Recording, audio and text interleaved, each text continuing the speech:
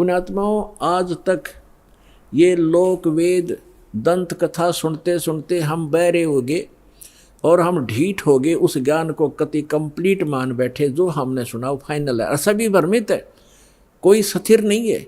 किसी को भी कोई कुछ कह देता वो भी हाँ ठीक ऐसा भी है, ऐसा भी है, क्योंकि हम स्वयं अपने सदग्रंथों से परिचित नहीं।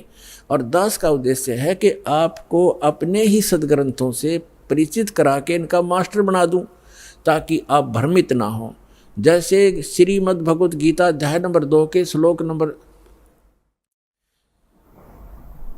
53 में कहा कि अर्जुन, जब भिन्न भिन्न प्रकार के भ्रमित करने वाले वचनों से, ज्ञान से आपकी बुद्धि हटकर एक परमात्म ज्ञान पर स्थिर हो जाएगी, उस परमात्मा के ज्ञान पर स्थिर हो जाएगी, तब तू योग को प्राप्त होगा, तब तो तू भगत बनेगा, यानी भक्ति योग्य होगा। तो जब तक आप भ्रमित हैं, कोई कुछ कह देता वो भी ठीक, वो कहता वो भी ठीक, तो तब तक आप भक्त नहीं बन सकते, आप सफल नहीं हो सकते।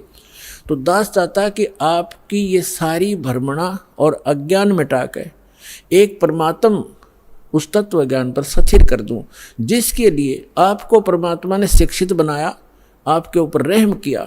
और दूसरा रहम ये किया कि ये इंस्ट्रूमेंट, ये उपकरण बनवा दिए इलेक्ट्रॉनिक, ये प्रोजेक्टर, सीडी, टेलीविज़न मीडिया, जो इलेक्ट्रॉनिक मीडिया, ये आपके लिए तैयार करवाया परमात्मा ने कि आज घर बैठे आप सत्संग समझ सकते हो, वेदों को जान सकते हो और सभी सदग्रंथों को आप समझ सकते हो।